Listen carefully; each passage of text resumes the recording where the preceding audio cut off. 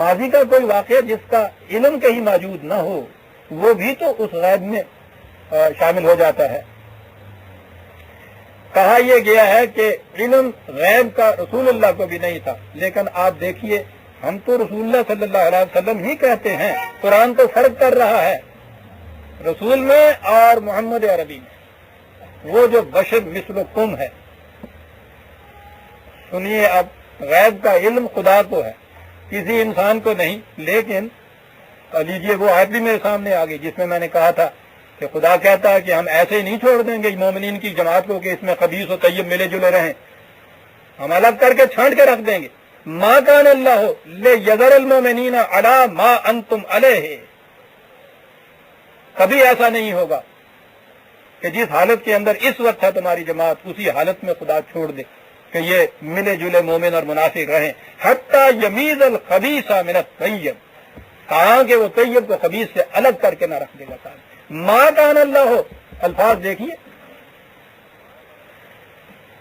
مواجب تھا خدا کے ذمے کہ وہ ایسا کرے. ایسا خدا کرے گا ہی نہیں کہ ایسی حالت میں ہی چھوڑ دے اور ان کو الگ نہ کر دے. وَمَا كَانَ اللَّهُ لِيُطْلِعَكُمْ عَلَى الْغَيْبِ، دوسری بات یہ خدا یہ بھی نہیں کرے گا کہ تمہیں غیب کا علم دے. ریفرنس 3/178، 3/168. دوسری بات، پہلی ما کان اللہ ہو وہ چیز کہ ایسا نہیں ہوگا کہ ہم ایسے ہی چھوڑ دیں. دوسری چیز کہ یہ بھی نہیں ہے کہ خدا تمہیں غیب کا علم دے دے. لے یطلعکم، یہ پوری جماعت کے متعلق یہ بھی نہیں کرے گا. آگے دیکھیے، وَلَٰكِنَّ اللَّهَ يَجْتَبِي مِن رُّسُلِهِ مَن يَشَاءُ، البتہ اس مقصد کے لیے خدا اپنے رسولوں کو چن لیتا ہے، انہیں علم غیب دیتا ہے. اب یہ جو رسول اللہ فرما رہے تھے، حضور فرما رہے تھے کہ میں غیب کا علم نہیں جانتا، خدا یہ کہتا ہے کہ ہم اپنے رسولوں کو جو چاہتے ہیں غیب کا علم دے دیتے ہیں. آپ دیکھیے گا ان دونوں میں پھر کیا کتنی بڑی بات ہوئی. وہ کہہ رہے ہیں میں نہیں جانتا. یہ میں کون کہہ رہا ہے؟ یہ رسالت کی حیثیت میں نہیں کہہ رہا رسول، کیونکہ رسول کو تو خدا نے کہا ہے کہ دیا جاتا.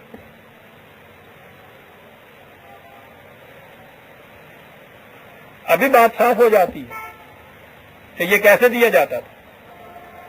بہرحال یہاں یہ چیز ایک استثناء کر دی، خدا نے ایکسیپشن کر دی کہ ہم رسولوں میں سے جتنی بات کے لیے جسے چاہتے ہیں وہ غیب کی بات بتا دیتے ہیں. 3/178 میں نے یہ کہا تھا. ایک اور ریفرنس 72/26-27.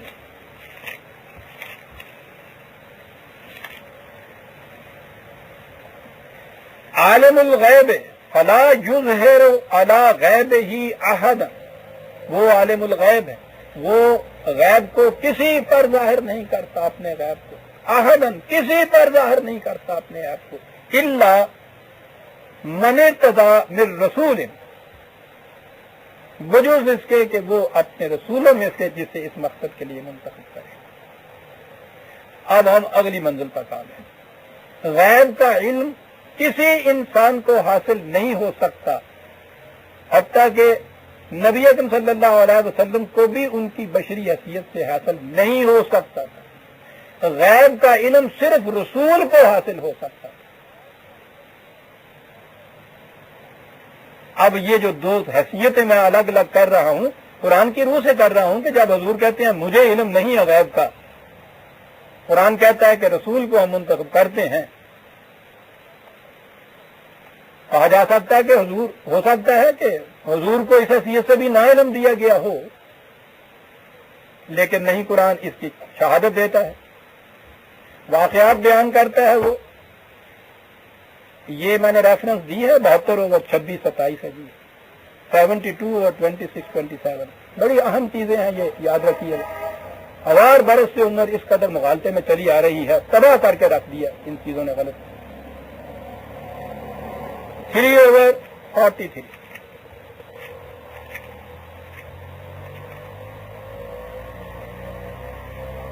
حضرت مریم علیہ السلام کا تذکرہ آ رہا ہے، باتیں وہ آ رہی ہیں جیسا میں نے عرض کیا کہ کسی کے علم میں نہیں تھی اس دور میں.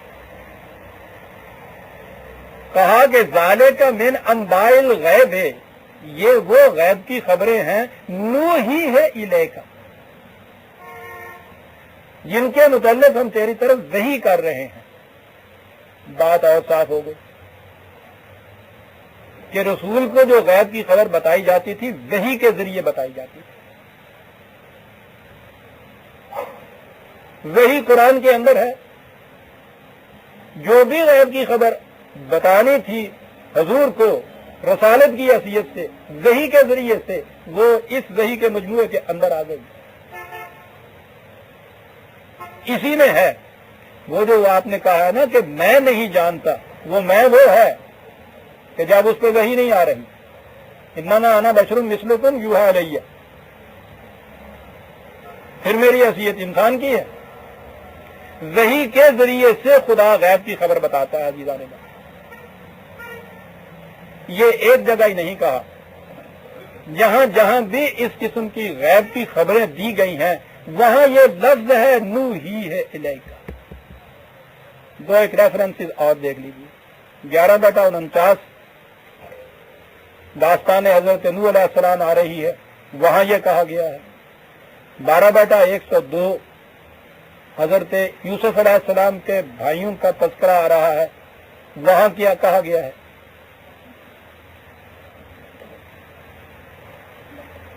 دو باتوں کو ذہن میں رکھ لیجیے قرآن کی روح سے جو ہمارے سامنے آئیں، وہ یہ من فی السماوات والارض، کائنات میں کوئی نہیں ہے کہ جسے غیب کا علم ہو. خدا کو غیب کا علم ہے.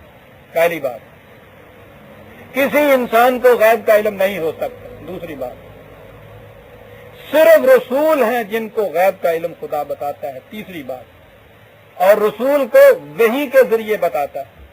چوتھی بات،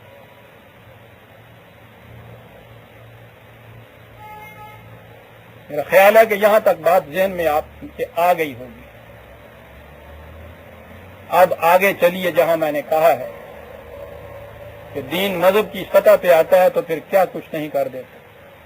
حضور کے متعلق تو وہ باتیں میں نہیں چھیڑنا چاہتا. سارا غیب کا علم موجود تھا، قیامت تک بھی یہ ٹھیک ہے، وہ موجود تھا. وہ جو کہتے ہیں باتیں ہیں ان کے ہاں کی، چھوڑ دیجئے. وہ اعتقادی یا نظری باتیں ہی ہیں. تھا یا نہیں تھا وہ وہاں تک بات رہتی ہے. وہ جو میں نے کہا کہ تباہی امت کو آتی ہے وہ یہ ہے کہ حضور کے بعد،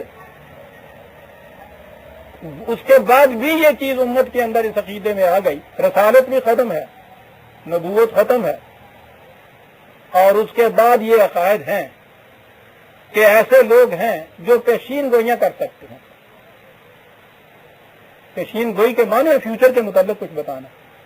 فیوچری کو تو غیب کہتے ہیں.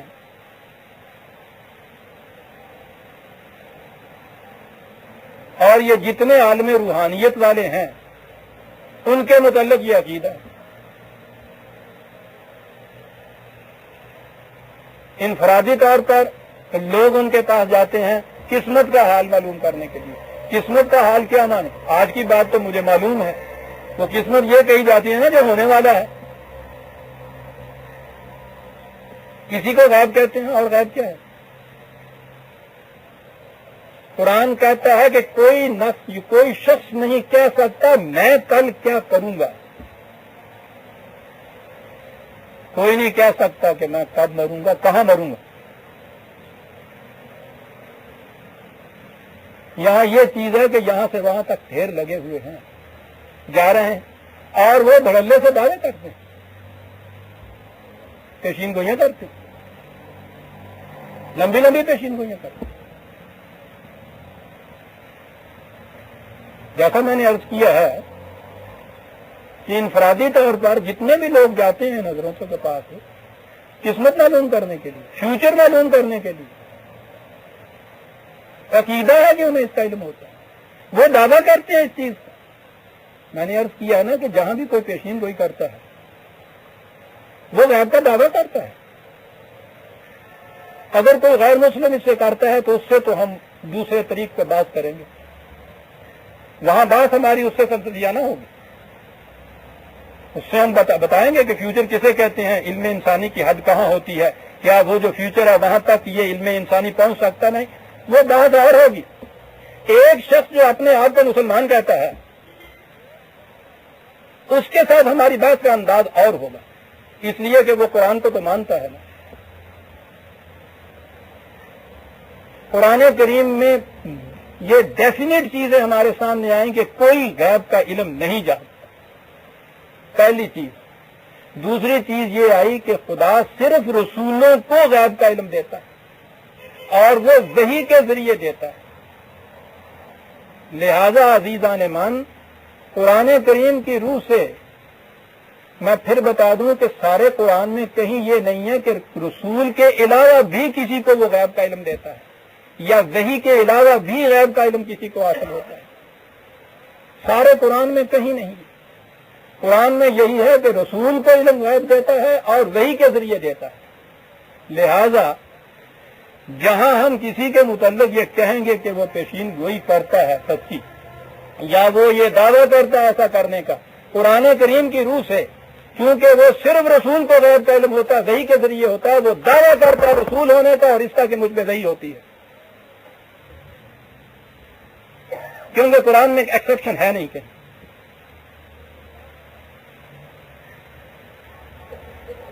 ایک طرف ہماری یہ کیفیت ہے امت کی کہ ختم نبوت بھی ہم مانتے کہ وہ ختم ہوا۔ ختم نبوت کے معنی یہ ہے وہی خدا کی طرف سے آنے بند۔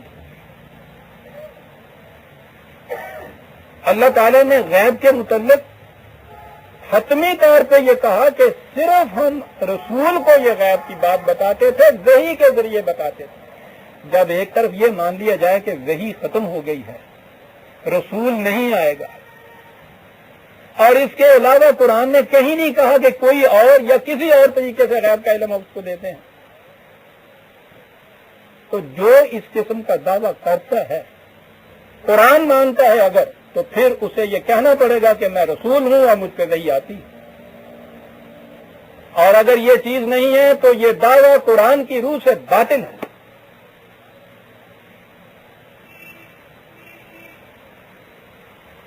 مجھے تو عزیزان من حیرت ہوتی ہے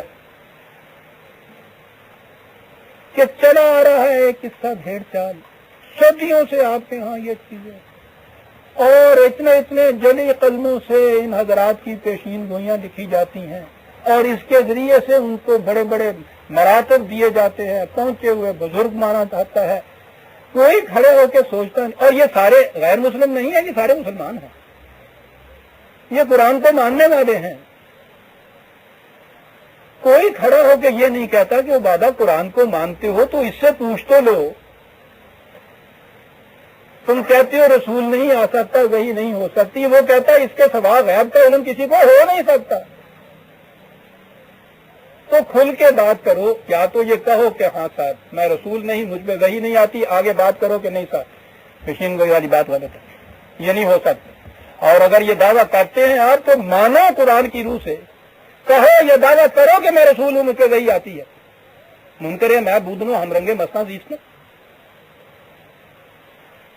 پیشین گوئیاں بھی ہو رہی ہیں، اور اس کے بعد قرآن پہ بھی دعویٰ، مسلمان ہونے کا بھی دعویٰ ہے، قرآن پہ ایمان بھی ہے۔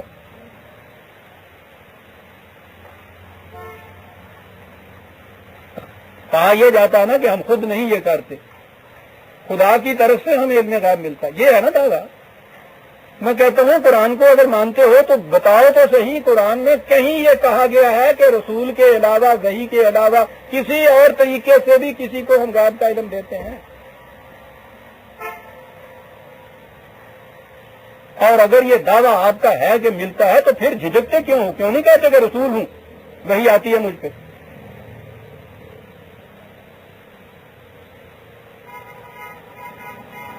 یہ کہنے کی ضرورت بھی نہیں ہے، وہ دعویٰ بھی ہو رہا ہے، قرآن بھی سامنے ہے۔ مذہب عزیزان من وجود میں اس وقت آتا ہے جب خدا کی وحی کو چھوڑ دیا جاتا ہے، پہلے ادیان میں تو یہ ہوا کہ خدا کی وحی اپنی اصلی شکل میں رہی نہیں تھی، اسی لیے ایک نیا رسول آتا تھا، وہ کرتا یہ تھا کہ خدا کی وحی اپنی اصلی شکل کے اندر قوم کو دے دیتا تھا۔ یہاں یہ صورت ہوئی کہ چونکہ نبوت ختم ہونی تھی، اس لیے خدا کی وحی محفوظ کر دی گئی، خدا نے اس کی حفاظت کا ذمہ لے لیا۔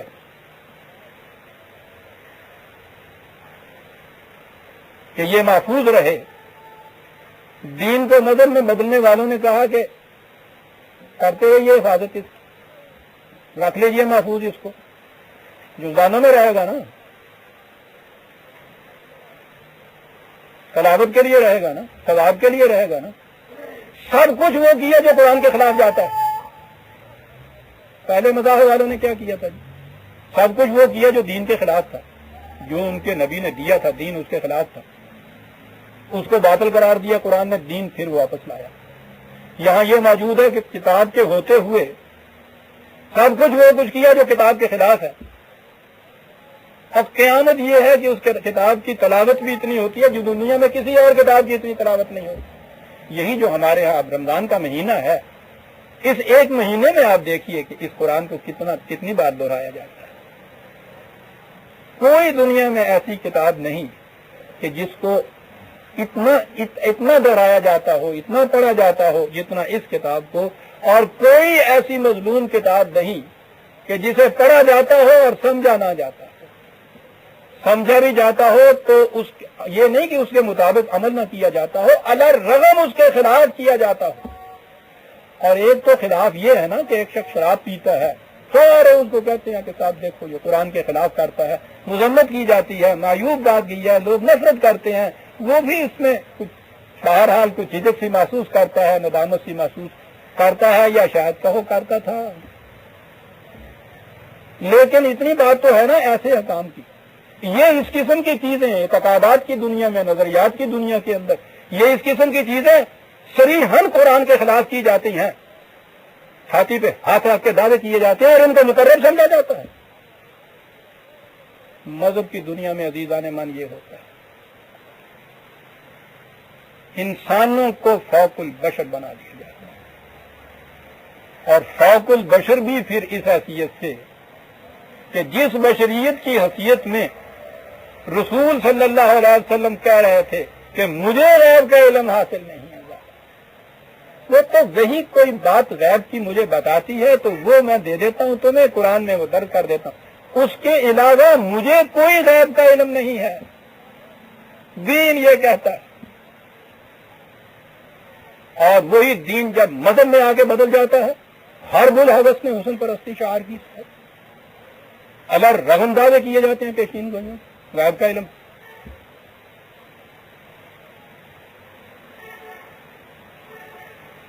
کیفیت آپ کے ہاتھ کی تو یہی ہوگی نا تاریخ میں، کہیں گے آپ کے صاحب یہ قرآن کسی کے سامنے نہیں تھا، ٹوکا کسی نے نہیں، ٹوکا جناب جس نے ٹوکا اس کا سر سولی کے اوپر تھا۔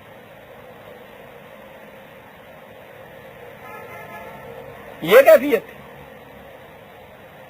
اس دور میں بھی ان کو ایسا کافر بنایا جاتا تھا، کوئی ان کے قریب نہیں پھٹک سکتا تھا، ان کو نام نہیں لے سکتا تھا۔ آج تک ان کے نام گالی ہو گئے ہوئے ہیں جنہوں نے ٹوکا تھا۔ آج بھی جس کو کافر قرار دینا ہوتا ہے ان کی طرف نسبت کر دی جاتی ہے، ہوتا چلا ہے۔ آج بھی جو قرآن خالص کی بات کرتا ہے عزیزان من، سب سے بڑا جہاد اکبر اس کے خلاف ہوتا ہے، بڑے فخر سے کہتے ہیں پرویز کے خلاف 1000 علماء نے کفر کا فتویٰ دیا۔ اس بات پہ کفر کا فتویٰ دیا، اس بات پہ دیا کہ آپ کے جتنے یہ معتقدات ہیں آؤ پرکھ کے دیکھیں، ان میں سے جو قرآن کے خلاف ہیں ان کو چھوڑ دیں۔ اس بات پہ کفر کا فتویٰ دیا، اور اس کے بعد آپ کو معلوم ہے ٹھیک ہے اس دور میں اتنی سی بچت تو ہو گئی کہ یوں پھانسی پہ تو نہیں چڑھے، لیکن آپ نے دیکھا کہ یہ سازش کتنی کامیاب تھی۔ آج آپ کے ہاں ممبر و مسجد پہ نہیں، اچھی معذب محفلوں میں بھی کسی شرابی کا، زانی کا، فاسق و فاجر کا ان کا بھی ذکر آ جائے تو اس نفرت سے نہیں وہاں بات ہوتی۔ میں یہ پڑھے لکھوں کی محفلوں میں کہہ رہا ہوں،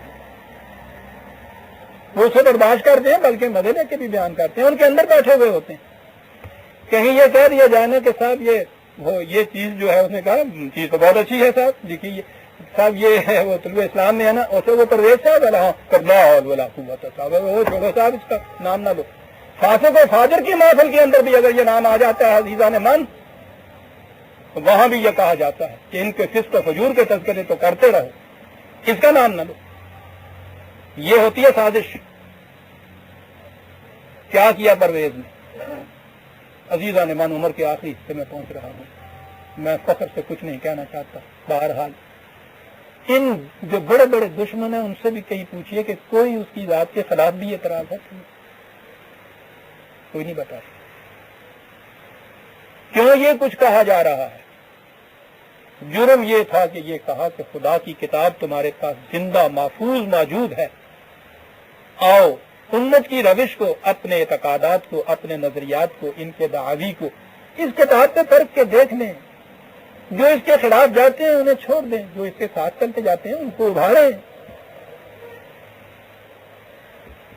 مذہب کی دنیا میں دین کو کون آنے دیتا ہے؟ بلا تمثیل عرض کروں گا، یہ بات نہیں خدا نہ کرے کوئی دعویٰ، یہ ہر رسول کی کیوں مخالفت ہوتی تھی؟ اس کی دعوت میں دیکھیے کون سی بری بات ہوتی تھی۔ مخالفت اس لیے ہوتی تھی، وہ انہیں کہتا تھا کہ یہ جو تم اپنے ہاں یہ خدائی اور غیر خدائی مرکب بنا کے تم نے مذہب بنایا ہے، آؤ میں تمہیں بتاتا ہوں غیر خداوندی خیالات کو نکال دو، خدائی پیغامات جو ہیں صرف وہ اپنے یہاں رکھو۔ یہی جرم ہوتا تھا رسول کا، اسی بنا پر اس کی مخالفت ہوتی تھی۔ یہی کچھ بعد میں رپیٹ ہو۔ یہ ٹھیک ہے، خدا کی کتاب موجود ہے، کوئی رسول تو آ کے نہیں کہے، لیکن رسول بھی تو آ کے خدا کی وحی کو منزہ شکل میں پیش کرتا تھا نا، وہ منزہ شکل میں موجود ہے۔ جو شخص آج قرآن خالص کی طرف دعوت دیتا ہے وہ اسی دعوت کا اعادہ کرتا ہے، اتباع رسول صلی اللہ علیہ وسلم کے ادعو الی اللہ علی بصیرۃ انا ومن اتبعنی،